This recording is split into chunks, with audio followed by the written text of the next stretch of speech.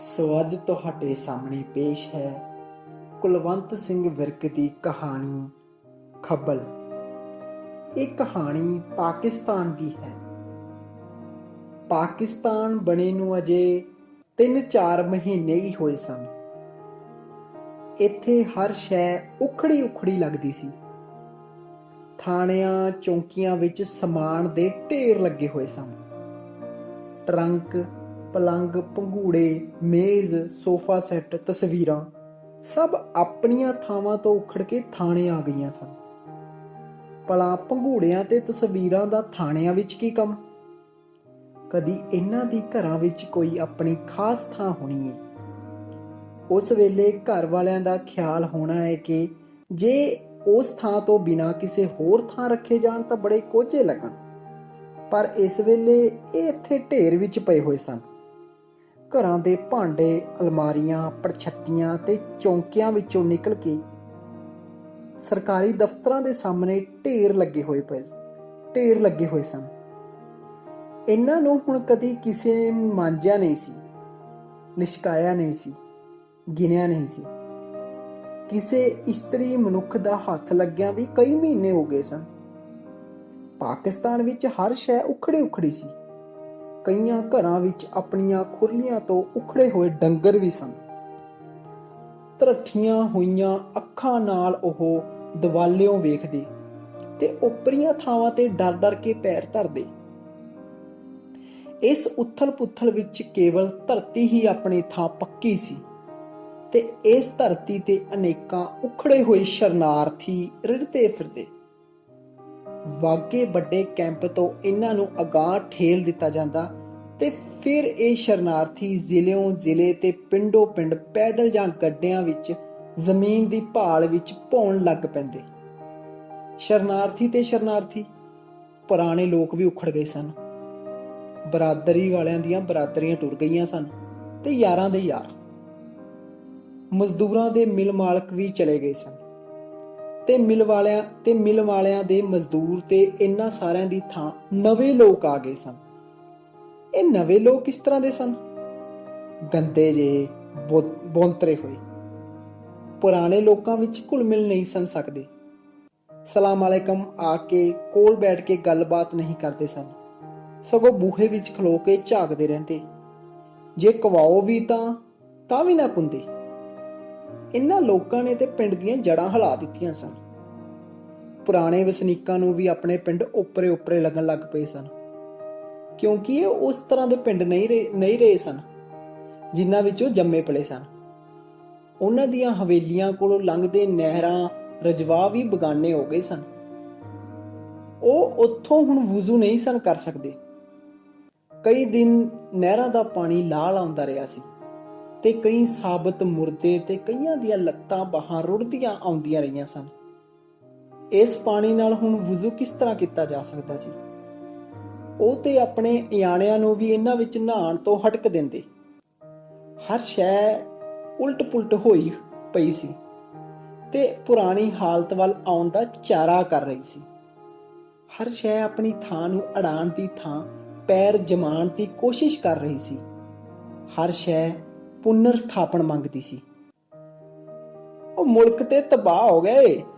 ਇੱਕ ਗੱਭਰੂ ਜੱਟ ਨੇ ਆਪਣੇ ਆਲੇ ਦੁਆਲੇ ਦੀ ਉਜਾੜ ਵੇਖ ਕੇ ਆਪਣੇ ਬੁੱਢੇ ਪਿਓ ਨੂੰ ਕਿਹਾ, ਹੋ ਤੇ ਹੱਕੀ ਗਿਆ ਏ, ਪਰ ਆ ਵੇਖਾਂ ਦੁਨੀਆ ਕਿਧਰੇ ਥਾਈ ਬਹਿ ਜਾਂਦੀ ਏ ਤੇ ਸਭ ਖੈਰ ਮੇਰ ਹੋ ਜਾਏਗੀ। ਇਹ ਤੇ ਐਵੇਂ ਗੱਲਾਂ ਨੇ, ਬਹਿ ਇਹਨਾਂ ਦਾ ਵਿਚਾਰਿਆਂ ਕਿੱਥੇ ਜਾਣਾ ਏ? ਇਹ ਤੇ ਗਰਾ ਹੀ ਨਹੀਂ ਫੜ।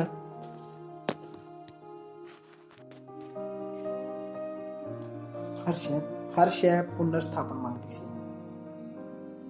ਮੁਲਕ ਤੇ ਤਬਾਹ ਹੋ ਗਏ। ਇੱਕ ਗੱਭਰੂ ਜੱਟ ਨੇ ਆਪਣੇ ਆਲੇ ਦੁਆਲੇ ਦੀ ਉਜਾੜ ਵੇਖ ਕੇ ਆਪਣੇ ਬੁੱਢੇ ਪਿਓ ਨੂੰ ਕਿਹਾ, ਹੋ ਤੇ ਹੱਕੀ ਗਿਆ ਏ, ਪਰ ਆ ਵੇਖਾ ਦੁਨੀਆ ਕਿਧਰੇ ਥਾਈ ਬਹਿ ਜਾਂਦੀ ਏ ਤੇ ਸਭ ਖੈਰ ਮੇਰ ਹੋ ਜਾਏਗੀ। ਇਹ ਤੇ ਐਵੇਂ ਗੱਲਾਂ ਨੇ, ਬਹਿ ਇਹਨਾਂ ਵਿਚਾਰਿਆਂ ਕਿੱਥਾ ਜਾਣਾ ਏ? ਇਹ ਤੇ ਗਰਾਈ ਨਹੀਂ ਫੜ ਕੇ ਆਪਣੇ ਮੂੰਹ ਵਿੱਚ ਪਾਉਣ ਜੋਗੇ। ਨਹੀਂ ਓਏ ਕਮਲਿਆ, ਐਵੇਂ ਹੀ ਜਾਪਦਾ ਏ। ਆ ਵੇਖਾ ਖੱਬਲ ਹੁੰਦਾ ਏ ਪੈਲੀ ਵਿੱਚ, ਜਦੋਂ ਵਾਹੀਦੀ ਹੈ ਕੋਈ ਫਰਕ ਤੇ ਨਹੀਂ ਨਾ ਕਰੀਦਾ ਉਹਦੇ ਨਾਲ। ਸਾਰਾ ਜੜੋਂ ਪੁੱਟ ਕੇ ਪੈਲੀਓ ਬਾਹਰ ਸੁੱਟੀਦਾ ਏ। ਪਰ 10 ਦਿਨਾਂ ਮਗਰੋਂ ਫਿਰ ਕੋਈ ਨਾ ਕੋਈ ਤੜਫੁੱਟ ਆਉਂਦੀ ਏ ਤੇ ਮਹੀਨੇ ਮਗਰੋਂ ਇਸ ਤਰ੍ਹਾਂ ਜਾਪਦਾ ਹੈ ਕਿ ਜਿਵੇਂ ਕੋਈ ਪਹਿਲੀ ਕਦੇ ਕਿਸੇ ਨੇ ਵਾਹੀ ਹੀ ਨਹੀਂ ਹੁੰਦੀ। ਅਸਲ ਵਿੱਚ ਕਿਧਰੇ ਕਿਧਰੇ ਇਸ ਬੁੱਢੇ ਦੀਆਂ ਗੱਲਾਂ ਵਿੱਚ ਸੱਚਾਈ ਦਿਸ ਰਹੀ ਸੀ। ਜਿਨ੍ਹਾਂ ਲੋਕਾਂ ਨੂੰ ਜ਼ਮੀਨ ਮਿਲ ਜਾਂਦੀ ਉਹ ਕੁਝ ਟਿੱਕੇ ਬਹਿ ਜਾਂਦੇ। ਕੱਚੀਆਂ ਅਲਾਟ ਹੋਈਆਂ ਪੈਲੀਆਂ ਉਹਨਾਂ ਦੀ ਰੂਹ ਨੂੰ ਧਰਵਾਸ ਦਿੰਦੀਆਂ। ਆਪਣੇ ਨਵਿਆਂ ਵਾੜਿਆਂ ਦੇ ਨੇੜੇ ਉਹ ਨਿੱਕੇ ਨਿੱਕੇ ਟੋਏ ਪੁੱਟ ਕੇ ਉਹਨਾਂ ਵਿੱਚ ਗੋਹਿਆਂ ਦੀ ਅੱਗ ਧੁਖਾਈ ਰੱਖਦੇ ਤੇ ਜਦੋਂ ਜੀ ਕਰਦਾ ਹੁੱਕੇ ਤੇ ਰੱਖ ਕੇ ਇਕੱਠੇ ਬੈਠ ਕੇ ਪੀਂਦੇ। ਸਹਿਜੇ ਸਹਿਜੇ ਉਹਨਾਂ ਦੀਆਂ ਮੱਝੀ ਦਾ ਵੀ ਤਰੋ ਲੈ ਜਾਂਦਾ। ਵਾੜਿਆਂ ਦੇ ਅੰਦਰੋਂ ਵਣਾਂ ਦੀਆਂ ਟਾਹਣੀਆਂ ਨਾਲ ਆਪਣੇ ਸਿੰਘਾਂ ਪਿਛਲੇ ਥਾਂ ਨੂੰ ਖੁਰਕ ਕਰਦੀਆਂ ਤੇ ਕਦੀ ਮੋਜ ਵਿੱਚ ਆਈਆਂ ਆਪਣੇ ਪਿੰਡੇ ਨੂੰ ਵਾੜੇ ਦੀਆਂ ਕੰਧਾਂ ਨਾਲ ਘਸਰਦੀਆਂ। ਜਦੋਂ ਤਹਿਸੀਲਦਾਰ ਜਾਂ ਕੋਈ ਹੋਰ ਅਫਸਰ ਇਹਨਾਂ ਲੋਕਾਂ ਦੇ ਨਵੇਂ ਪਿੰਡ ਵਿੱਚ ਆਉਂਦਾ ਤਾਂ ਉਹਨਾਂ ਵਿੱਚੋਂ ਕੋਈ ਆਪਣੇ ਆਪ ਨੂੰ ਪੈਂਚ ਜ਼ਾਹਰ ਕਰਨ ਦੀ ਕੋਸ਼ਿਸ਼ ਕਰਦੇ। ਪਿੰਡ ਦੇ ਸਾਂਝੇ ਦੁੱਖ ਤਕਲੀਫਾਂ ਉਸ ਤਹਿਸੀਲਦਾਰ ਨੂੰ ਸੁਣਾਉਂਦੇ ਤੇ ਇਸ ਤਰ੍ਹਾਂ ਸਾਰੇ ਲੋਕਾਂ ਦੀ ਪ੍ਰਤੀਨਿਧਤਾ ਕਰਕੇ ਪਿੰਡ ਵਿੱਚ ਆਪਣੀ ਲੀਡਰੀ ਦਾ ਮੁੱਢ ਬੰਨ੍ਹਦੇ। ਸਧਾਰਨ ਜਿਹੀਆਂ ਗੱਲਾਂ ਨਾਲ ਅਰਥਾਤ ਲੋਕਾਂ ਨੂੰ ਪਿਛਾ ਬਿਠਾ ਕੇ ਸਿਰਫ ਇੱਕ ਆਦਮੀ ਬੋਲੇ ਕਹਿ ਕੇ ਅਫਸਰ ਨੂੰ ਹੁੱਕਾ ਪਾਣੀ ਪੁੱਛ ਕੇ ਉਸ ਦਾ ਧਿਆਨ ਆਪਣੇ ਵੱਲ ਖਿੱਚਦੇ। ਇਹ ਗੱਲਾਂ ਦੱਸਦੀਆਂ ਸਨ ਕਿ ਇਸ ਧੱਕੇ ਨੇ ਵੀ ਉਹਨਾਂ ਨੂੰ ਅਸਲੋਂ ਠੰਡਾ ਨਹੀਂ ਸੀ ਕੀਤਾ। ਇਹੋ ਜਿਹੇ ਉੱਜੜ ਰਹੇ ਵਸ ਰਹੇ ਪਾਕਿਸਤਾਨ ਵਿੱਚ ਮੈਂ ਭਾਰਤ ਸਰਕਾਰ ਵੱਲੋਂ ਲਿਜਾਨ ਅਫਸਰ ਮੁਕਰਰ ਹੋਇਆ। ਮੇਰਾ ਕੰਮ ਧੱਕੋ ਧੱਕੀ ਉਧਾਲੀਆਂ ਇਸਤਰੀਆਂ ਤੇ ਬਦੋ-ਬਦੀ ਮੁਸਲਮਾਨ ਬਣਾਏ ਟੱਬਰਾਂ ਨੂੰ ਛੁਡਾ ਕੇ ਵਾਪਸ ਹਿੰਦੁਸਤਾਨ ਅਪਣਾਉਣਾ ਸੀ। ਹਿੰਦੁਸਤਾਨੀ ਫੌਜ ਦਾ ਇੱਕ ਦਸਤਾ ਤੇ ਪਾਕਿਸਤਾਨ ਸਪੈਸ਼ਲ ਪੁਲਿਸ ਦੇ ਕੁਝ ਸਿਪਾਹੀ ਮੇਰੀ ਸਹਾਇਤਾ ਲਈ ਸਨ। ਇਹੋ ਜਿਹੇ ਉੱਜੜ ਰਹੇ ਵਸ ਰਹੇ ਪਾਕਿਸਤਾਨ ਵਿੱਚ ਮੈਂ ਭਾਰਤ ਸਰਕਾਰ ਵੱਲੋਂ ਲਿਜਾਨ ਅਫਸਰ ਮੁਕਰਰ ਹੋਇਆ। ਮੇਰਾ ਕੰਮ ਧੱਕੋ ਧੱਕੀ ਉਧਾਲੀਆਂ ਇਸਤਰੀਆਂ ਤੇ ਬਦੋ-ਬਦੀ ਮੁਸਲਮਾਨ ਬਣਾਏ ਟੱਬਰਾਂ ਨੂੰ ਛੁਡਾ ਕੇ ਵਾਪਸ ਹਿੰਦੁਸਤਾਨ ਅਪਣਾਉਣਾ ਸੀ। ਹਿੰਦੁਸਤਾਨੀ ਫੌਜ ਦਾ ਇੱਕ ਦਸਤਾ ਤੇ ਪਾਕਿਸਤਾਨ ਸਪੈਸ਼ਲ ਪੁਲਿਸ ਦੇ ਕੁਝ ਸਿਪਾਹੀ ਮੇਰੀ ਸਹਾਇਤਾ ਲਈ ਸਨ। ਹੋਰ ਗੁੰਮ ਹੋਈਆਂ ਚੀਜ਼ਾਂ ਦੇ ਭਾਲਣ ਦਾ ਕੰਮ ਔਖਾ ਵੀ ਸੀ ਤੇ ਸੌਖਾ ਵੀ। ਕਦੀ ਕਦੀ ਤੇ ਕੋਈ ਕੁੜੀ ਥੋੜੀ ਜਿਹੀ ਮਿਹਨਤ ਨਾਲ ਹੀ ਮਿਲ ਜਾਂਦੀ ਤੇ ਕਈ ਵਾਰ ਕੋਈ ਕੁੜੀ ਬਹੁਤ ਭਾਲਣ ਤੇ ਵੀ ਹੱਥ ਨਾ ਆਉਂਦੀ।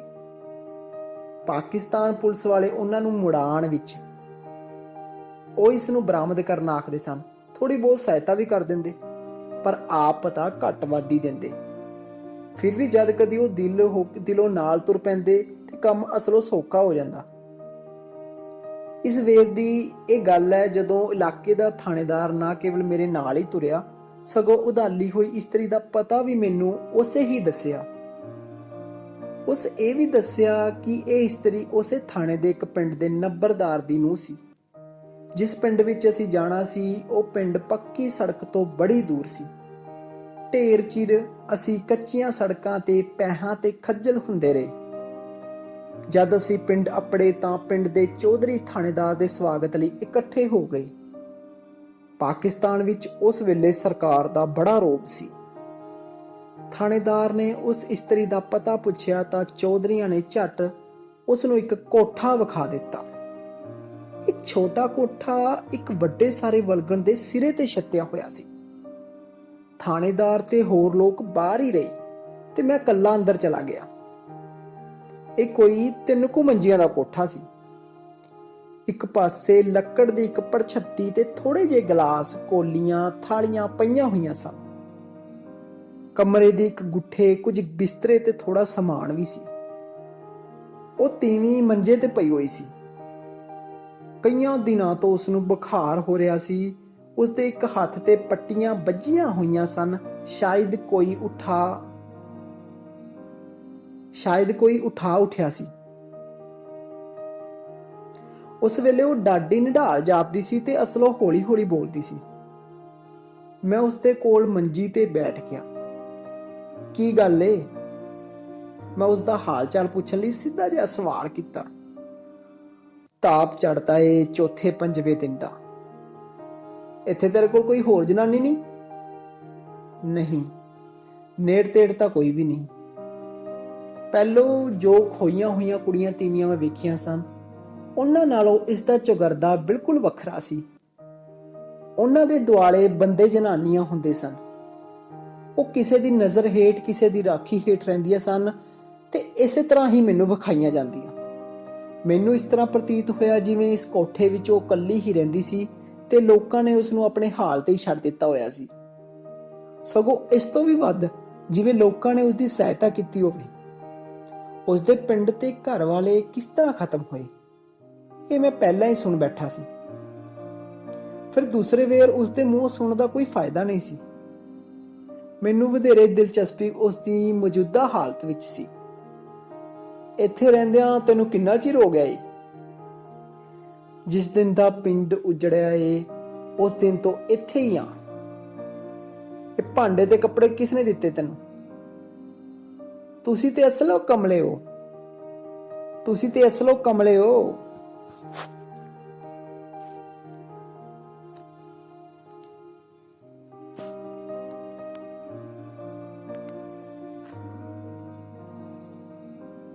ਇੱਥੇ ਰਹਿੰਦਿਆਂ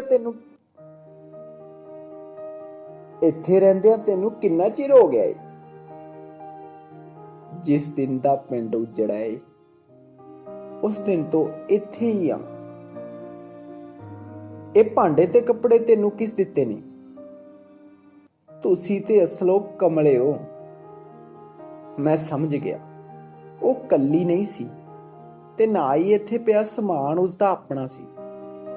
ਇਸ ਕੋਠੇ, ਸਮਾਨ ਤੇ ਉਸਦੇ ਜਿਸਮ ਦਾ ਮਾਲਕ ਕੇਵਲ ਅੱਖੀ ਨਹੀਂ ਸੀ ਦਿਸ ਰਿਹਾ। ਇਹ ਗੱਲ ਇੱਥੇ ਲਿਖਣ ਲੱਗਿਆ ਤੇ ਮੈਂ ਸਹਿਜੇ ਹੀ ਲਿਖ ਗਿਆ, ਪਰ ਉਸ ਵੇਲੇ ਇਸ ਗਿਆਨ ਨੇ ਮੇਰੇ ਮਨ ਨੂੰ ਡਾਢਾ ਧੱਕਾ ਮਾਰਿਆ। ਪੁਲਿਸ ਤੇ ਲੋਕਾਂ ਦੀ ਸਹਾਇਤਾ ਕਰਕੇ ਜੋ ਚੰਗੇ ਚੰਗੇ ਖਿਆਲ ਮੇਰੇ ਮਨ ਵਿੱਚ ਦੁਨੀਆ ਤੇ ਦੁਨੀਆ ਦੇ ਲੋਕਾਂ ਬਾਰੇ ਸਾਰਾ ਦਿਨ ਆਉਂਦੇ ਰਹਿੰਦੇ ਸਨ, ਉਹ ਸਾਰੇ ਮੈਥੋਂ ਪੱਲਾ ਛੁਡਾ ਗਏ। ਮੇਰਾ ਮੱਥਾ ਕੋੜੀਆਂ ਅਸਲੀਤਾਂ ਨਾਲ ਲੱਗਾ ਹੋਇਆ ਸੀ। ਉਸ ਕੱਚੇ ਕੋਠੇ ਵਿੱਚ ਖੋਈ ਹੋਈ ਕਿਸੇ ਦੀ ਵਹੁਟੀ ਮੇਰੇ ਸਾਹਮਣੇ ਮੰਜੀ ਤੇ ਨਿਢਾਲ ਪਈ ਸੀ। ਮੇਰੀ ਨਜ਼ਰ ਵਿੱਚ ਇਨਸਾਨ ਦੇ ਜ਼ੁਲਮ ਦੀ ਉਹ ਸਭ ਤੋਂ ਕਰੜੀ ਤਸਵੀਰ ਸੀ। ਮਧੋਲੀ ਹੋਈ, ਖੁਆਰ ਕੀਤੀ ਹੋਈ ਉਹ ਉੱਥੇ ਬਿਮਾਰ ਪਈ ਸੀ। ਉਸ ਦੀ ਜ਼ਾਤ, ਬਰਾਦਰੀ, ਪਿੰਡ, ਧਰਮ ਦਾ ਕੋਈ ਸਾਂਝੀਵਾਲ ਉੱਥੇ ਨਹੀਂ ਸੀ। ਉਸ ਨੂੰ ਕਦੀ ਕਿਸੇ ਇਹ ਦੱਸਿਆ ਸੀ ਕਿ ਉਹ ਵਿਛੜੇ ਹੋਏ ਆਪਣੇ ਸਾਕਾਂ ਅੰਗਾਂ ਨੂੰ ਫਿਰ ਵੀ ਮਿਲ ਸਕਦੀ ਹੈ? ਜੇ ਉਸ ਨੂੰ ਕੋਈ ਦੱਸਦਾ ਵੀ ਤਾਂ ਉਹ ਮੰਨਣੋਂ ਨਾ ਕਰ ਦਿੰਦੀ। ਆਖਰ ਐਡੇ ਵੱਡੇ ਤੇ ਤਕੜੇ ਪਾਕਿਸਤਾਨ ਵਿੱਚੋਂ ਉਸ ਨੂੰ ਕੋਈ ਕਿਸ ਤਰ੍ਹਾਂ ਕੱਢ ਕੇ ਲਿਜਾ ਸਕਦਾ ਸੀ? ਇਹ ਗੱਲ ਤੇ ਵਿਚਾਰ ਕਰਨਾ ਫਜ਼ੂਲ ਸੀ। ਉਸ ਨੂੰ ਉਸ ਵੇਲੇ ਲਿਜਾਣ ਦਾ ਕੋਈ ਸਵਾਲ ਨਹੀਂ ਸੀ। ਪੋਹ ਮਾਘ ਦੀ ਸਰਦੀ ਵਿੱਚ ਉਸ ਨੂੰ ਬਿਮਾਰੀ ਦੀ ਹਾਲਤ ਵਿੱਚ ਉੱਥੋਂ ਲੈ ਜਾਣਾ ਠੀਕ ਨਹੀਂ ਸੀ। ਉਹ ਲੋਕ ਹੁਣ ਇਸ ਨੂੰ ਗੁੰਮ ਨਹੀਂ ਸੀ ਕਰ ਸਕਦੇ, ਕਿਉਂਕਿ ਅਸਾਂ ਉਸ ਨੂੰ ਵੇਖ ਲਿਆ ਸੀ ਤੇ ਉਹ ਲੋਕ ਵੀ ਜਾਣਦੇ ਸਨ ਕਿ ਅਸਾਂ ਵੇਖ ਲਿਆ ਏ। ਚੰਗਾ ਬੀਬੀ, ਮੈਂ ਫਿਰ ਕਿਸੇ ਦਿਨ ਆਵਾਂਗਾ। ਫਿਰ ਆਉਣ ਤੋਂ ਮੇਰਾ ਮਤਲਬ ਉਸ ਨੂੰ ਉੱਥੋਂ ਵਾਪਸ ਲੈ ਜਾਣ ਤੋਂ ਸੀ, ਪਰ ਇਹ ਗੱਲ ਸ਼ਾਇਦ ਉਸਦੇ ਸੁਪਨੇ ਵਿੱਚ ਵੀ ਸੰਭਵ ਨਹੀਂ ਸੀ। ਤੂੰ ਹੁਣ ਚੱਲਿਆ ਏ? ਆਹੋ। ਜ਼ਰਾ ਬਹਿ ਜਾ, ਮੇਰੀ ਇੱਕ ਗੱਲ ਸੁਣ ਜਾ। ਮੈਂ ਫਿਰ ਕੋਲ ਪਈ ਮੰਜੀ ਤੇ ਬੈਠ ਗਿਆ। ਮੇਰੀ ਤੇਰੇ ਅੱਗੇ ਇੱਕ ਅਰਜ਼ ਹੈ, ਜੇ ਤੂੰ ਪੂਰੀ ਕਰੇ ਤੇ। ਇੱਕ ਕੰਮ ਹੈ ਤੇਰੇ ਗੋਚਰਾ। ਕੀ ਕੰਮ? ਤੂੰ ਮੇਰਾ ਸਿੱਖ ਭਰਾ ਏ। ਮੈਂ ਵੀ ਕਦੇ ਸਿੱਖ ਹੁੰਦੀ ਸਾਂ, ਹੁਣ ਤੇ ਮੈਂ ਮੁਸਲਮਾਨ ਹੋ ਗਈ ਹਾਂ। ਇਸ ਵੇਲੇ ਇਸ ਦੁਨੀਆ ਵਿੱਚ ਮੇਰਾ ਕੋਈ ਨਹੀਂ ਹੋ। ਮੈਂ ਬੜੀ ਔਖੀ ਹਾਂ, ਤੂੰ ਮੇਰੀ ਬਾਂਹ ਫੜ। ਮੇਰੀ ਇੱਕ ਨਨਾਣ ਹੈ ਨਿੱਕੀ, ਰੁੜ ਗਏ ਯਾਰਾਂ ਚੱਕ ਵਾਲੇ ਲੈ ਗਏ ਹੋਏ ਨਹੀਂ। ਉਸ ਦਿਨ ਹਮਲੇ ਵਿੱਚ ਸਭ ਤੋਂ ਵੱਡੀ ਧਾੜ ਉਹਨਾਂ ਦੀ ਹੀ ਸੀ ਤੇ ਉਹ ਹੀ ਉਹਨੂੰ ਲੈ ਗਏ ਨਹੀਂ। ਤੇਰੀ ਇਸ ਵੇਲੇ ਮੈਨੂੰ ਬੜੀ ਚੌਧਰ ਜਾਪਦੀ ਏ। ਤੂੰ ਉਹਨੂੰ ਇੱਥੇ ਮੇਰੇ ਕੋਲ ਲਿਆ ਦੇ। ਸਾਰੇ ਤੇਰਾ ਲਿਹਾਜ਼ ਕਰਦੇ ਨੇ। ਆ ਪੁਲਿਸ ਵਾਲੇ ਵੀ ਤੇਰੀ ਮੰਨਦੇ ਨੇ। ਮੇਰੇ ਵੱਲੋਂ ਵੀ ਉਹਨਾਂ ਨੂੰ ਤਰਲਾ ਕਰੀ। ਮੈਂ ਉਹਦੀ ਵੱਡੀ ਭਰਜਾਈ ਹਾਂ। ਮੈਂ ਆਪਣੇ ਹੱਥੀ ਪਾਲਿਆ ਏ, ਮਾਂ ਬਰੋਬਰ ਆ। ਉਹ ਮੇਰੇ ਕੋਲ ਆਵੇਗੀ, ਮੈਂ ਆਪ ਆਪਣੀ ਹੱਥੀ ਉਹਨੂੰ ਕਿਸੇ ਦੇ ਲੜ ਲਾਂਗੀ। ਮੇਰੀ ਸਾਂਝ ਵਧੇਗੀ, ਮੇਰੀਆਂ ਬਾਹੀਆਂ ਬਣਨਗੀਆਂ, ਮੈਂ ਕਿਸੇ ਨੂੰ ਆਪਣਾ ਆਖਣ ਵਾਲੀ ਬਣਾਂਗੀ। ਉਸ ਬੁੱਢੇ ਜੱਟ ਦੀ ਗੱਲ ਮੇਰੇ ਦਿਮਾਗ ਵਿੱਚ ਚੱਕਰ ਲਾਉਣ ਲੱਗ ਪਈ। ਆ ਵੇਖਾ ਖੱਬਲ ਹੁੰਦਾ ਏ ਪੈਲੀ ਵਿੱਚ, ਜਦੋਂ ਵਾਹੀਦੀ ਹੈ ਕੋਈ ਕਸਰ ਤੇ ਨਹੀਂ ਛੱਡੀ ਦੀ ਨਾ ਇਹਦੇ ਨਾਲ। ਉਸ ਬੁੱਢੇ ਜੱਟ ਦੀ ਗੱਲ ਮੇਰੇ ਦਿਮਾਗ ਵਿੱਚ ਚੱਕਰ ਲਾਉਣ ਲੱਗ ਪਈ। ਆ ਵੇਖਾਂ ਖੱਬਲ ਹੁੰਦਾ ਹੈ ਪੈਲੀ ਵਿੱਚ, ਜਦੋਂ ਵਾਹੀਦੀ ਹੈ ਕੋਈ ਕਸਰ ਤੇ ਨਹੀਂ ਨਾ ਛੱਡੀ ਦੀ ਉਹਦੇ ਨਾਲ। ਸਾਰਾ ਜੜੋਂ ਪੁੱਟ ਕੇ ਪੈਲੀ ਬਾਹਰ ਸੱਟੀ ਦਿਆ ਹੈ, ਪਰ 10 ਦਿਨਾਂ ਮਗਰੋਂ ਕੋਈ ਨਾ ਕੋਈ ਤਿੜ ਪੁੱਟ ਆਉਂਦੀ ਏ।